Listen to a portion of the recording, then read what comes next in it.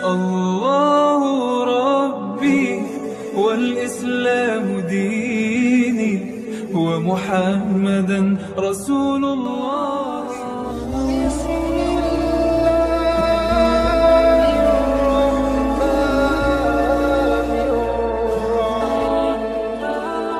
Warahmatullahi wabarakatuh.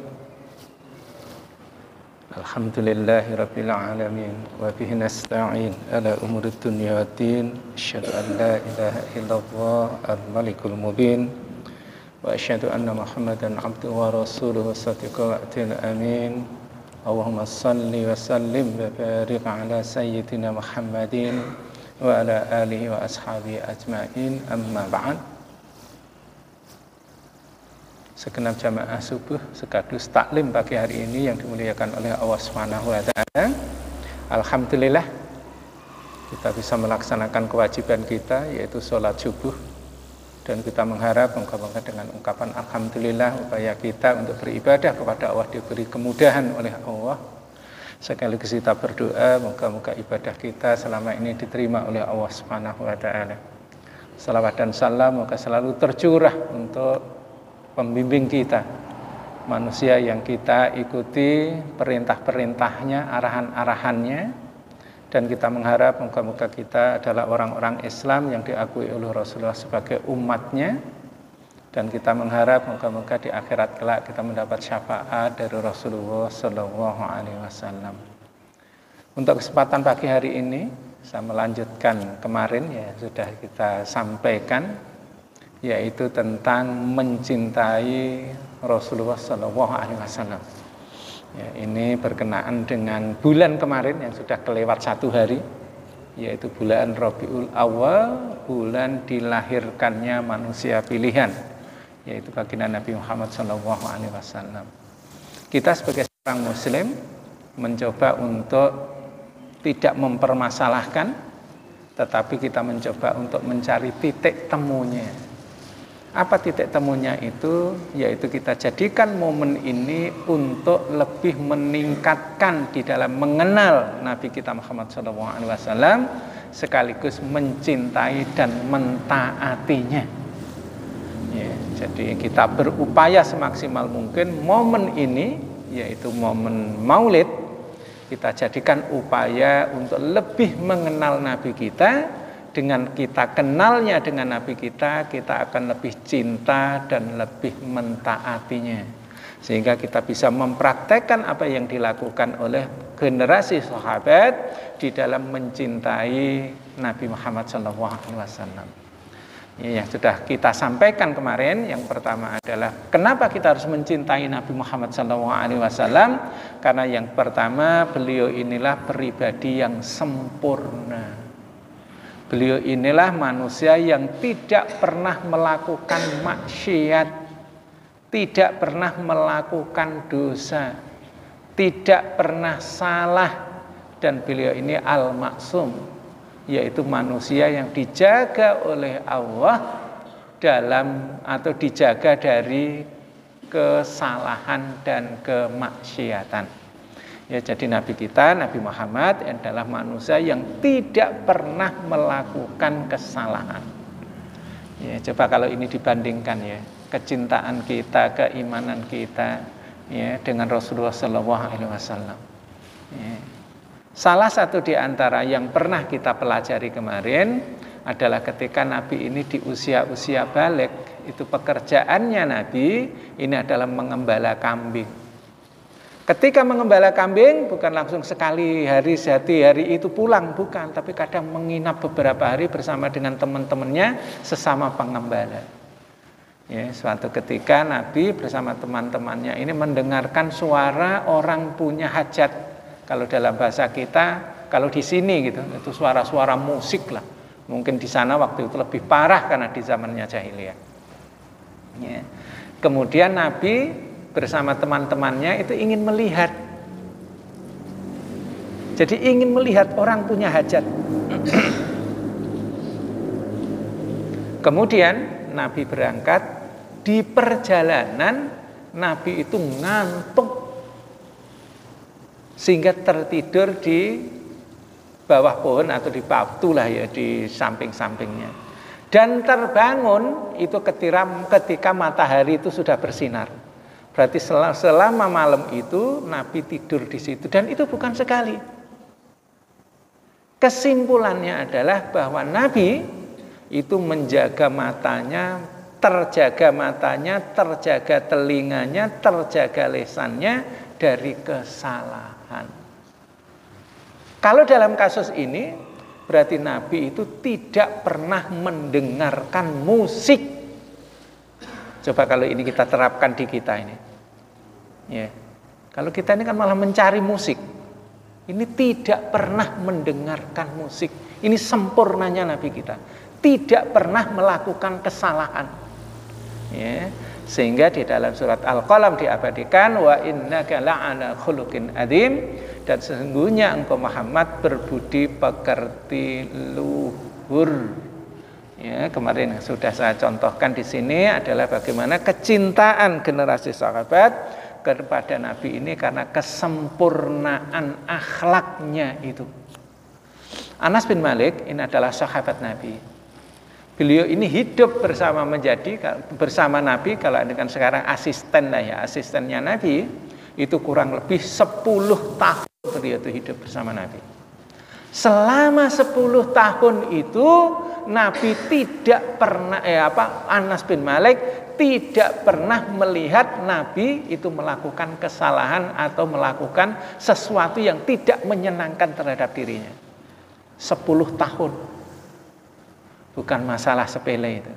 Tidak pernah Anas bin Malik itu melihat Nabi baik dari sisi kata-katanya atau dari perbuatannya yang tidak menyenangkan orang lain. Ya, jadi akhlaknya Nabi ini adalah akhlak yang luar biasa. Kalau kita ini kan kadang baik itu kan kalau di awal saja. Kalau sudah lama kita ini baiknya itu kadang hilang. Ya. Kalau Nabi ini tidak pernah melakukan itu. Oleh karena itu, ya, kesempurnaan ini menjadi salah satu alternatif kenapa kita ini mencintai Nabi kita Muhammad SAW. Kemudian yang kedua, kemudian sudah saya sampaikan juga, kenapa orang Muslim harus cinta kepada Nabi kita?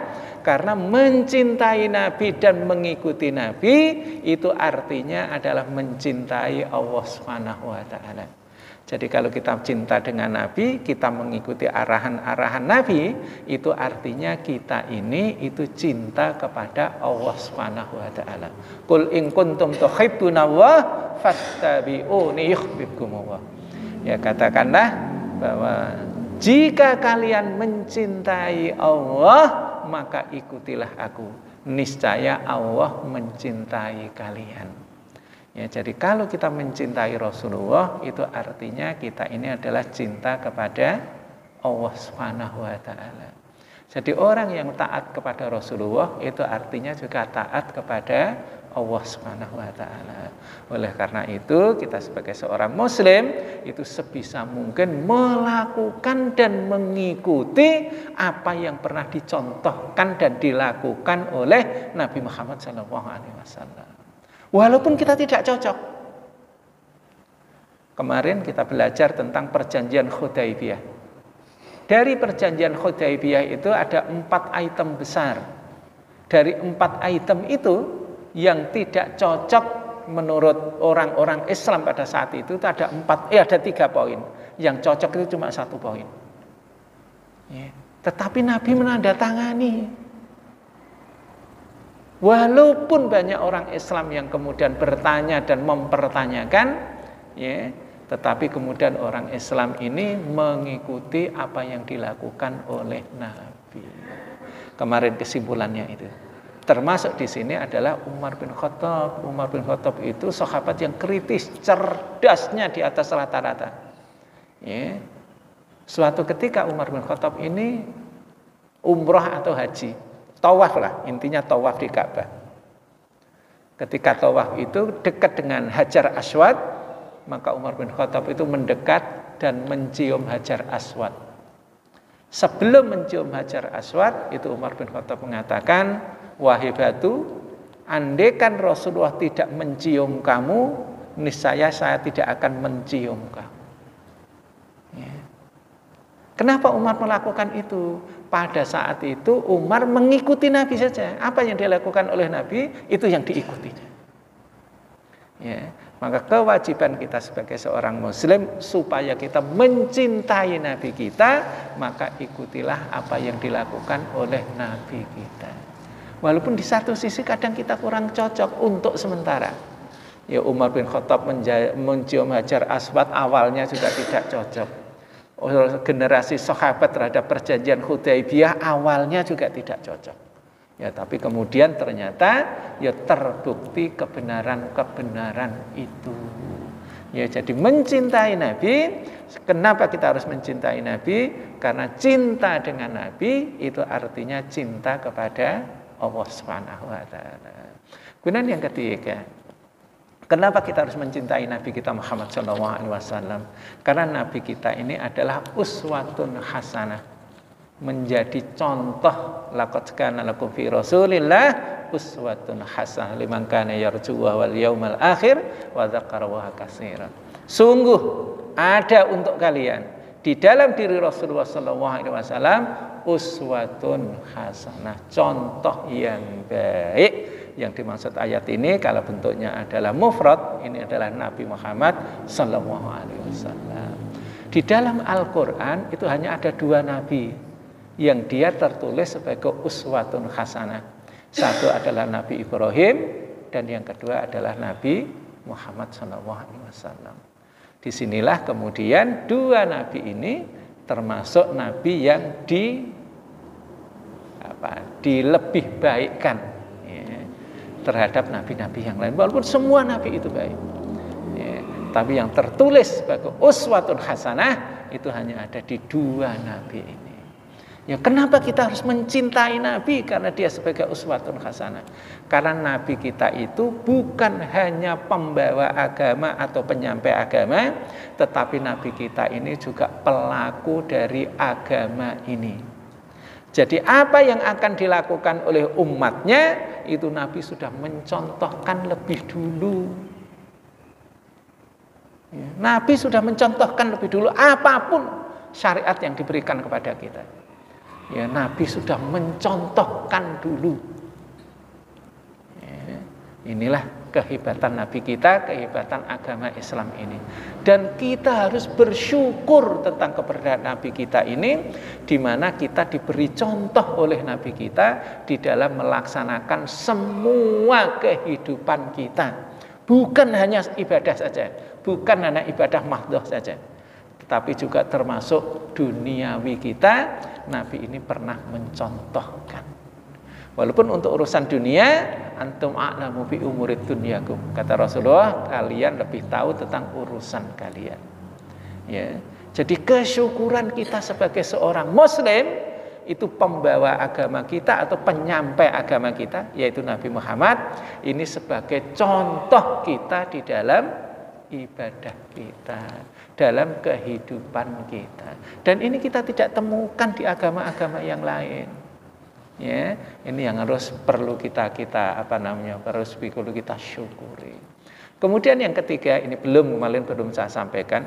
Kenapa kita harus mencintai Nabi kita? Karena Nabi kita inilah pembawa rahmat. Islam datang dicontohkan oleh Nabi kita bagaimana menjadi pembawa rahmat ini. Wa ma arsalnaka illa rahmatan lil alamin. Dan tidaklah aku utus engkau Muhammad kecuali membawa rahmat untuk sekalian alam. Kedatangan Islam yang dicontohkan oleh Nabi kita dalam kehidupan kita adalah sebagai rahmat. Ya, ini bukan hanya sekedar teori dulu di zamannya Halimatus Sa'diyah ketika menyusui Nabi, menjadi berkah daerahnya Bani Sa'ad. Ya, tetapi juga sampai sekarang. Kalau kita ini mengamalkan Islam ini dengan benar, menjadi rahmat bagi kita. Kalaulah kemarin Islam dituduh sebagai teroris, dituduh sebagai fundamentalis, dituduh sebagai pelaku kejahatan dan lain sebagainya. Sekarang ini orang berbalik pikirannya. Ternyata bukan Islam yang melakukan kondisi-kondisi seperti itu. Ini terbukti perang antara Hamas dengan Israel yang sekarang masuk 1 tahun ini. Sekarang ini kalau nggak salah masuk ke hari 365 perang Hamas dengan Israel. Siapa yang biadab sekarang? Siapa yang teroris? Siapa yang pembunuh manusia? Israel. Islam dia? Bukan. Ya. Ini membuktikan Islam ini bukan sebagaimana yang mereka tuduhkan seperti itu. Ya, tapi Islam ini adalah pembawa rahmat. Ya. Bisa jadi sebagian dari saudara-saudara kita yang ada di Palestina ini gugur. Sekarang ini yang meninggal dalam catatan itu sekitar 41.000 orang-orang Palestina yang terbunuh. Tetapi orang-orang yang masuk Islam karena peristiwa ini lebih dari 100.000. Ya. Nah, ini yang perlu kita ketahui bahwa Islam ini datang itu membawa rahmat. Ini adik-adik nih saya kasih contoh, ada sebuah berita. Ini di Perancis, ini bukan di Asia, di Perancis, Eropa. Di Perancis itu ada sekolah Islam. Taruhlah SDIT atau SMPIT atau sejenis dengan itulah ya. Atau sekolah Islam. Kemudian di seberangnya ini ada kantor, ada perkantoran. Perkantorannya milik pemerintah. Jadi orangnya rata-rata Nasrani. Mungkin ada Islamnya saya nggak tahu, tapi rata-rata Nasrani. Suatu ketika itu ada ibu-ibu yang mengantar anaknya ini supaya sekolah di sekolah Islam itu. Maka ditanya sama guru Islam tadi, guru sekolah Islam. Bu, ini sekolah Islam. Kenapa ibu menyekolahkan anak di sini? Ini sekolah Islam. Maka kata ibu ini, ya Pak, saya sudah tahu kalau ini sekolah Islam. Kantor saya di seberang ini kantor saya ini, Pak. Kenapa ibu menyekolahkan di sini? Setiap hari itu saya mengamati anak-anak yang sekolah di sini itu. Setiap hari diantar sama orang tuanya. Ketika orang tuanya pulang, itu si anak mencium tangan orang tuanya, kemudian anaknya masuk ke sekolah, ke kelas, dan orang tuanya pulang. Saya itu ingin punya anak, di mana anak saya itu mencium tangan saya. Itu gara-gara mencium tangan, itu seorang ibu-ibu ini rela menyekolahkan anaknya yang Nasrani ini ke sekolah Islam. Kita jangan menganggap sepele, kesannya sih cium tangan, itu kesannya. Bagi orang yang melihat itu bisa menjadi daya tarik. Islam itu rahmatan lil alamin. Ya. Nah, ini yang perlu kita galakkan. Ya. Kesannya sepele itu menurut kita. Tapi menurut orang lain bisa jadi itu adalah sesuatu yang luar biasa. Ya. Ini yang perlu harus kita camkan. Kemudian yang terakhir, ya, kenapa kita harus mencintai Nabi kita Muhammad SAW? Karena mengikuti kita melaksanakan sunnah-sunnah Nabi, atau kalimat gampangnya itu adalah sunnahnya itu menjadi hukum setelah Al-Quran. Kata-katanya itu menjadi hukum setelah Al-Quran. Perbuatannya itu menjadi rujukan setelah Al-Quran. Dan kalau kita cari ini, nggak ada manusia di permukaan bumi itu yang seperti ini. Nggak ada manusia yang kata-katanya menjadi hukum, itu tidak ada. Ya, baru kita lihat aja para rijalul hadis, para sahabat Nabi yang meriwayatkan hadis Nabi. Abu Hurairah itu meriwayatkan lebih dari 5.000 hadis. Ummul Mukminin Aisyah lebih dari 1.200 hadis. Ya. Ini belum sahabat-sahabat yang lain. Kata-katanya itu ditulis orang. Kata-katanya menjadi rujukan. Ya. Dan kata-katanya, perbuatannya itu menjadi hukum setelah Al-Quran. Dan apabila kita mengikutinya, kita akan selamat baik di dunia maupun di akhirat. Dan di permukaan bumi ini tidak ada manusia di mana kata-katanya itu menjadi hukum kecuali Nabi Muhammad sallallahu alaihi wasallam. Qul la yusib Taraktu fikum amroini lan tadillu ma tamassaktum bihima kitaballah wa sunnatul nabi. Ya. Aku tinggalkan kepada kalian dua perkara. Jika kalian berpegang teguh kepada dua perkara ini, maka niscaya kalian tidak akan tersesat selama-lamanya. Apa dua perkara itu? Satu adalah kitabullah dan sunnah rasulnya, yaitu Al-Quran dan hadis atau sunnah Nabi. Sunnah Nabi itu berupa kata-kata, yaitu kita sebut hadis, atau berupa perbuatan Nabi. Ya. Kenapa kita harus mencintai Nabi kita? Karena inilah satu-satunya manusia di mana kata-katanya itu menjadi hukum. Ya. Perbuatannya, diamnya, senyumnya itu menjadi hukum. Ya. Maka kita sebagai seorang muslim harus patut bersyukur seperti ini. Ya, apalagi di dalam momen-momen maulid, momen-momen Rabiul Awal. Walaupun bukan hanya saat itu saja kita mengenal Nabi, tapi momen itu kita manfaatkan ya untuk lebih kenal dengan Nabi kita. Kemudian kita mencoba untuk mencontoh apa yang dilakukan oleh Nabi sebagaimana yang dilakukan oleh generasi sahabat ini. Ya, sampai-sampai bukan hanya ketika Nabi ini masih hidup, Nabi sudah wafat pun itu masih ditaati oleh sahabat-sahabat Nabi. Ada seorang yang masuk Islam, belum lama masuk Islam, masih pakai cincin emas nih tangannya. Kemudian Nabi sholat berjamaah, orang ini ada di sampingnya Nabi, ada di belakang Nabi, di saf pertama samping Nabi. Maka ketika Nabi ini selesai sholat, kemudian menghadap kepada jamaah, kemudian melihat ada cincin melingkar di jari sahabatnya itu, kemudian diambil oleh Nabi cincin itu. Kemudian Rasulullah mengatakan, di antara kalian masih ada orang-orang yang melilitkan atau mengalungkan api neraka ke dalam jarinya. Kemudian cincin itu dibuang. Tapi buangnya di masjid. Tapi masjid pada saat itu bukan karpet begini, alasnya ini pasir. Kemudian Nabi ini sudah selesai, zikir sudah selesai, sholat sunnah selesai, kemudian masuk ke rumahnya. Maka orang yang punya cincin itu diingatkan sama temannya, ambil aja lagi, ambil, manfaatkan. Kamu jual atau kamu kasihkan kepada orang. Maka orang yang punya cincin tadi mengatakan kepada temannya yang menyarankan, kalau Nabi tidak suka, maka saya selama-lamanya tidak akan suka.